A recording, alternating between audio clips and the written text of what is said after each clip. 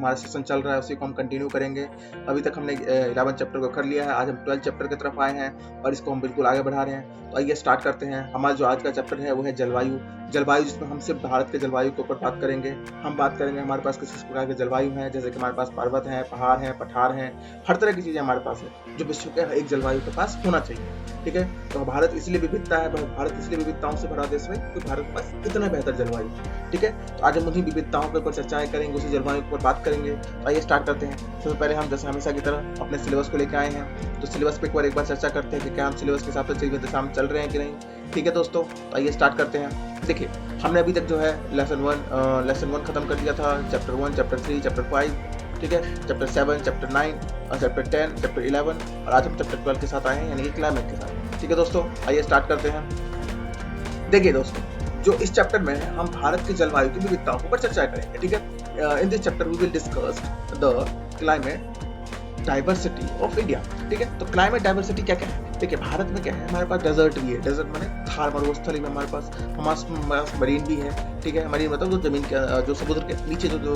जलवायु रहती है वो उसे मरीन कहते हैं। ठीक है, हमारे पास ट्रॉपिकल रेन फॉरेस्ट भी है, यानी कि हमारे पास एक प्रकार का जंगल है जहाँ पे सबसे ज्यादा बारिश होती है। ठीक है, हमारे पास जो है फॉरेस्ट भी है, मतलब वो प्रकार के जो पहाड़ी इलाकों में पाई जाती है। तो इस प्रकार के हमारे पास कई प्रकार की तरह की जलवायु पाई जाती है। ठीक है, आगे बढ़ते हैं।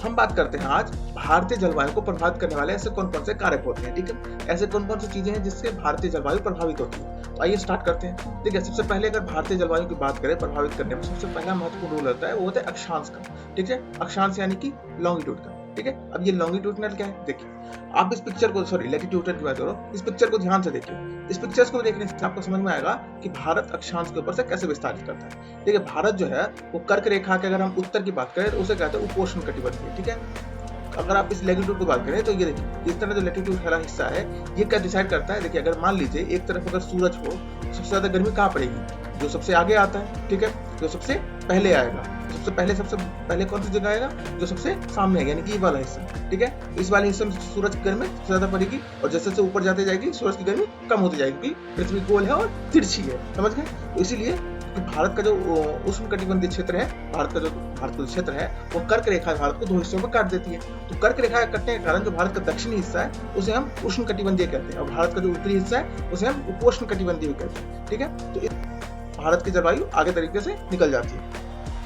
अब क्योंकि भारत का जो अक्षांश विस्तार है उसके कारण हमें भारत की जलवायु देखने को मिलती है। दूसरा है समुद्र के साथ दूरी, जितनी जल्दी हम समुद्र के साथ दूर जाएंगे हमारी तटीय जलवायु उस प्रकार से परिवर्तन देखने को मिलता है। ठीक है दोस्तों, आगे बढ़ते हैं। तो आप समुद्र के तरीके से देख सकते हैं कि जैसे जैसे कि भारत के जो दक्षिणी हिस्सा है वहां के लोग इधर की तरफ अंदर की तरफ जाएंगे, हमारे पास तटीय विस्तार अलग तरीके से देखने को मिलता है। ठीक है दोस्तों, आगे बढ़ते हैं। हम बात करते हैं उत्तरी की जो पर्वतीय श्रृंखला है उसके बारे में। उत्तरी की पर्वतीय श्रृंखला किस प्रकार से हमारे लिए महत्वपूर्ण है। देखिए, अगर आप उत्तर की तरफ हम जाएं तो हिमालय है। ठीक है, हिमालय के अगर हम उत्तर की तरफ जाते हैं, उत्तर की जो श्रृंखलाएं हैं वो क्या करती है, साइबेरिया से जो ठंडी हवाएं होती है ना उसे भारत की तरफ आने नहीं देती। ठीक है, जब भारत की तरफ ठंडी हवाएं नहीं आएगी तो ठंड के मौसम में हमें भारी ठंड का एहसास नहीं होगा। ठीक है, और इसके कारण से एक कारण और है कि गर्मी में क्या होता है कि ये वाला जो हिस्सा है ना, यानी कि हमारा जो मैदानी इलाका है यहाँ पे काफी गर्मी पड़ती है और ज्यादा गर्मी क्या करती है, यहाँ तो ज्यादा गर्मी क्या करती है, जो आसपास की जो ठंडी हवाएं होती है उसको यहाँ पर लाने की कोशिश करती है और इस ठंडी हवा के कारण हमारे पास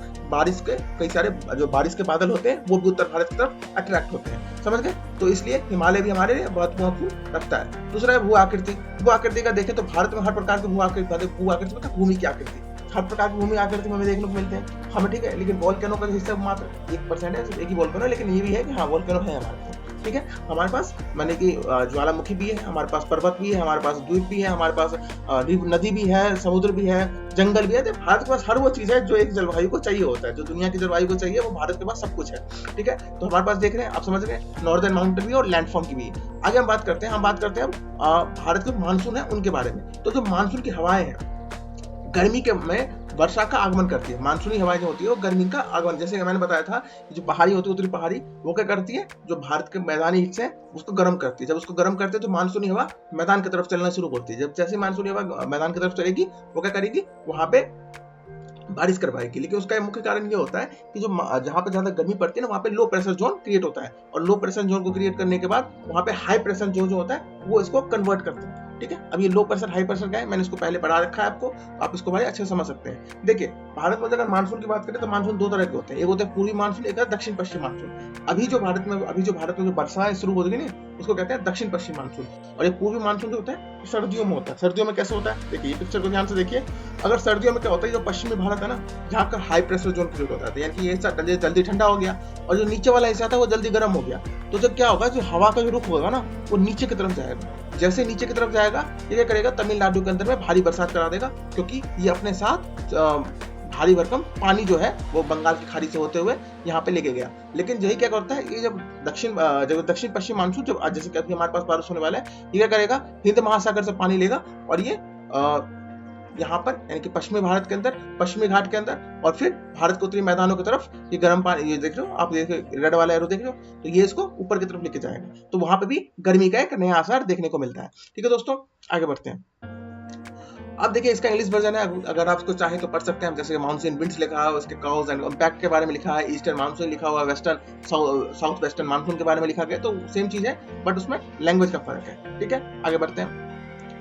अब हम बात करते हैं भारत के जो जेट स्ट्रीम है, जेट स्ट्रीम के बारे में। जेट स्ट्रीम आमतौर पर दो प्रकार के होते हैं। अब जेट स्ट्रीम क्या है? जेट स्ट्रीम क्या है कि जैसे तेज हवाएं होती है जो क्षोभ मंडल के ऊपरी हिस्सों में पाई जाती है। ये हवाएं क्या करती है? ये हवाएं आमतौर पर वर्षा का आगमन करती है। अगर वो सर्दी में आती है तो पश्चिमी की तरफ होती है, यानी कि पश्चिमी जेट स्ट्रीम जो होता है वो सर्दियों में होता है। और इसे क्या करती है उत्तर भारत के अंदर में जैसे कि दिल्ली, हरियाणा, पंजाब जैसे जगहों पर भारी बरसात करवाती है। कभी कभी इसका जो असर होता है वो उत्तर प्रदेश में भी देखने को मिलता है, बट इसका असर कम देखने को मिलता है। लेकिन जेट स्ट्रीम जो है ये भी हमें देखने को मिलता है कि ये भी बारिश का एक पूर्वानुमान है। जहां तक इसका पूर्वी जेट स्ट्रीम की बात है तो ये दक्षिण भारत में चलती है जब हमारे पास भारी भरकम बरसात नहीं देखने को मिलती है। ठीक है, हालांकि ये बरसात का आगमन करती है, मानसूनी पवनों को अपनी तरफ अट्रैक्ट करने के लिए बहुत प्रभावित करती है। ठीक है, चौथा होता है पश्चिमी विक्षोभ पर उष्णकटिबंधीय चक्रवात। पश्चिमी विक्षोभ क्या होता है ध्यान से देखिए। ये पश्चिमी विक्षोभ जो है ये एक प्रकार का जेट स्ट्रीम को अपनी तरफ आकर्षित करता है। यह भारत के मैप को देखिए, आप देखिए भूमध्य रेखा में क्या होता है अचानक से उच्च दाब बन जाता है। ठीक है, फिर ये क्या करता है जो भारत का वो पश्चिमी हिस्सा है जहाँ पे कम दाब का क्षेत्र होता है उसके तरफ बादलों को खींचता है, बादलों को भेजता है।